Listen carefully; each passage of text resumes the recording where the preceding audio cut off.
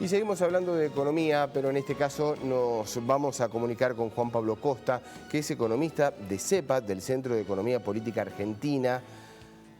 Estamos para preguntarle si estos que estamos mostrando y los números que han arrojado en los últimos días, hay algunos indicios de signos de recuperación de la economía. Bueno, según el gobierno, estos índices se observan, índices de recuperación económica. Y lo estamos saludando y lo consultamos. ¿Cómo le va, Juan Pablo Costa? Muchas gracias por atender a Telediario Federal. Muy buenas tardes. ¿Qué tal? Buenas tardes, ¿cómo estás? Bien.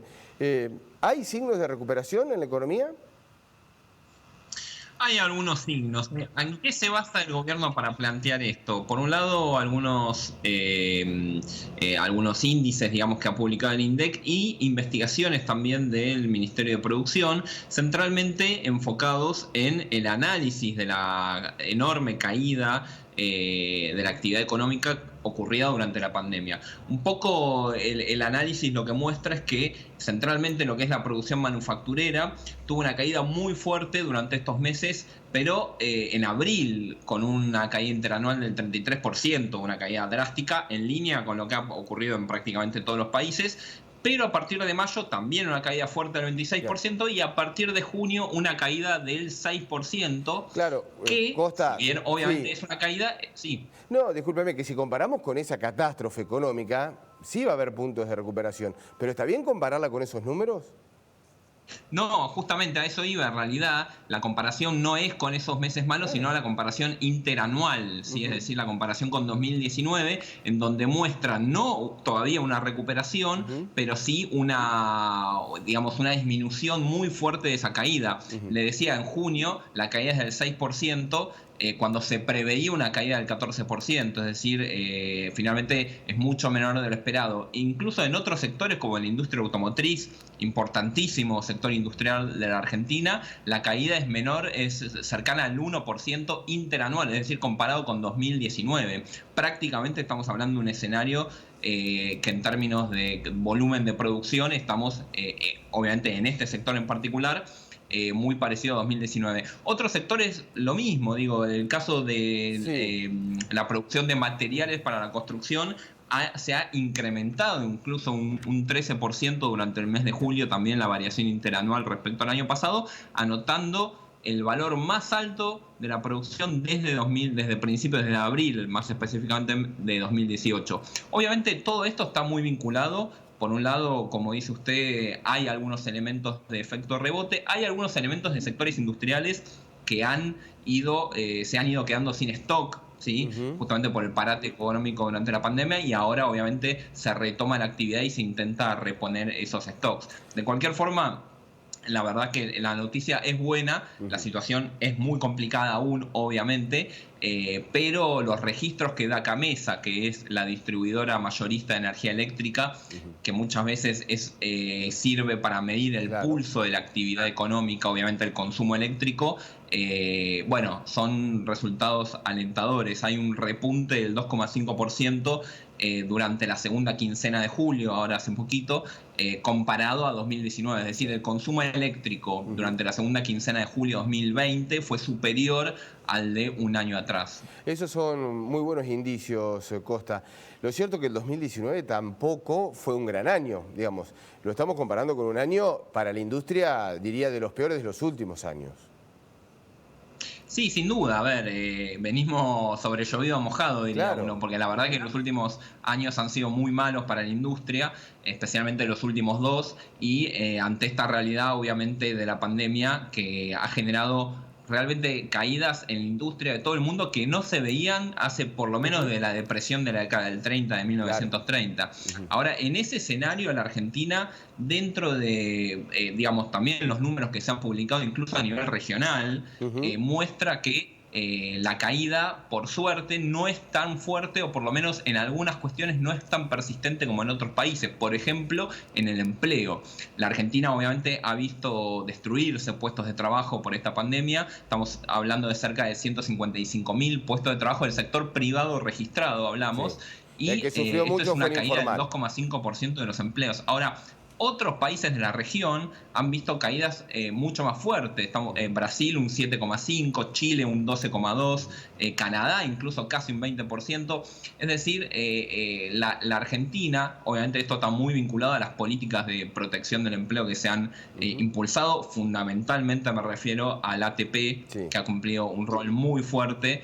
Estamos hablando de más de 300.000 empresas que han recibido el dinero, digamos, para pagar una parte importante de los salarios, y más del 99% fueron pymes, ¿sí? Por eso, digamos, esto no es menor. ¿Por qué? Porque lo que te garantiza es intentar mantener de la mejor forma posible, partiendo de la base que esto es una situación catastrófica, intentar mantener de la mejor manera posible el entramado productivo para que una vez que se pueda comenzar la recuperación económica sea mucho más rápida y con el menor costo social posible. Obviamente hay polos industriales muy fuertes en nuestro país, pero mucho se habla de las economías regionales como comenzar a traccionar para un repunte de la economía. ¿Esto se puede dar? ¿Hay que hacer un cambio de política también integral en el sistema productivo de nuestro país? Digo, hablar de una economía mucho más regionalizada, mucho más federalizada. Sí, es posible. A ver, yo creo que el gobierno en ese sentido le ha tocado lidiar con una pandemia muy fuerte y con impacto global en la economía, pero además la Argentina en una situación muy particular que estaba reestructurando su deuda, una deuda muy importante, su deuda externa estatal, y en este momento se ha logrado recién en estos días, obviamente, un primer acercamiento, un primer acuerdo con los acreedores privados. Posiblemente eso le brinde, por un lado, un aire económico o fiscal al gobierno para poder hacer política digamos, de recuperación productiva y atender algunas realidades regionales que hay que atender, obviamente, porque las economías regionales se han visto muy golpeadas. ¿Por qué se han visto muy golpeadas?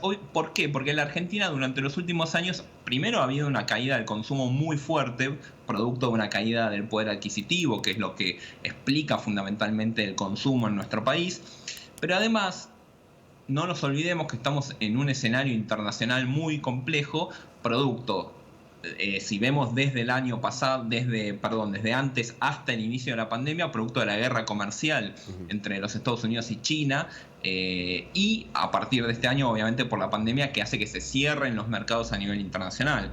Esto es importante, digo, porque aquellas economías regionales que podían exportar y estaban teniendo la posibilidad de exportar, en muchos casos lo han dejado de hacer, y obviamente el mercado interno no logra absorber esa cantidad de mercancías, digamos, que han quedado sin colocar, con lo cual obviamente es uno de los sectores que está sufriendo, digamos, esta situación. Yo creo que en ese sentido el gobierno obviamente debe empezar a, no solo de las economías regionales y otros sectores también, pero en particular empezar a pensar estrategias de exportación, ¿sí? de los productos de las diversas regiones, justamente para intentar dar una salida, ¿sí? Una salida exportadora que beneficia obviamente a las economías regionales y a la producción y al trabajo, pero además beneficia también al país en el sentido de lograr la incorporación o la remisión de dólares que tanto necesita la economía argentina en este momento para desarrollarse. Sigue siendo el gran problema, ¿no? La obtención de dólares para nuestra economía.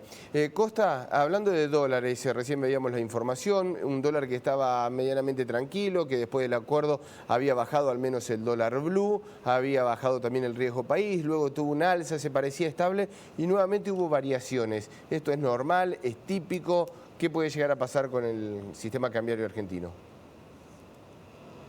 Mire, la verdad es que con lo que ha ocurrido con el acuerdo con los acreedores, eso en principio uno pensaría que iba a llevar cierta tranquilidad a los mercados financieros, ¿no? A las principales variables del mercado financiero. En un punto lo ha hecho. Acá hay que considerar, por un lado, el mercado del dólar blue, comúnmente llamado dólar blue o dólar, digamos, no formal, informal. Hay que considerar que es un mercado extremadamente pequeño. ¿sí? ¿Y esto qué significa? No es, digamos, una justificación, es el hecho de que al ser un mercado pequeño, muchas veces digamos, si en un día se concentran un poquito más de operaciones, por ejemplo, un poquito más de demanda de divisas por algún motivo, rápidamente sube el precio, ¿sí? O sea, tiene ese problema. Por eso, de hecho, si uno ve las últimas semanas o incluso los últimos meses, el mercado del dólar blue ha sido muy volátil. De pronto en una jornada subía 8 pesos, a la jornada siguiente bajaba 7 o bajaba 8, muchas veces recortaba y toda la suba, e incluso más todavía. Otra es la situación del dólar comúnmente llamado contado con liquidación y dólar MEP, que la importancia de estos dólares paralelos es que es el precio a través del cual se dolarizan las empresas, ¿sí? Claro. Y los inversores, los tenedores de bonos, etcétera, etcétera. Ahora, este dólar, recordemos, ha sufrido una fuerte baja hace unos meses, luego ha ido subiendo y es un dólar que se mantiene mucho más estabilizado. Seguramente el acuerdo con los acreedores en el mediano plazo lo va a estabilizar en la medida de que obviamente todavía va a haber, y de hecho hay algunos inversores, algunos fondos de inversión que están colocados en deuda en pesos y se quieren pasar a dólares, con lo cual yo creo que durante quizás un par de semanas más vamos a tener cierta volatilidad, pero que se va a ir resolviendo. Acá una de las cosas más importantes, más que la volatilidad, es la brecha, ¿sí? La brecha entre el valor del dólar oficial y el valor más que el blue, de estos dólares financieros que son los que utilizan las empresas. En la medida que la brecha no se ensanche demasiado, la situación va a estar controlada. En la medida que la brecha se empiece a ensanchar mucho, genera presiones devaluacionistas. O sea, todo el mundo apuesta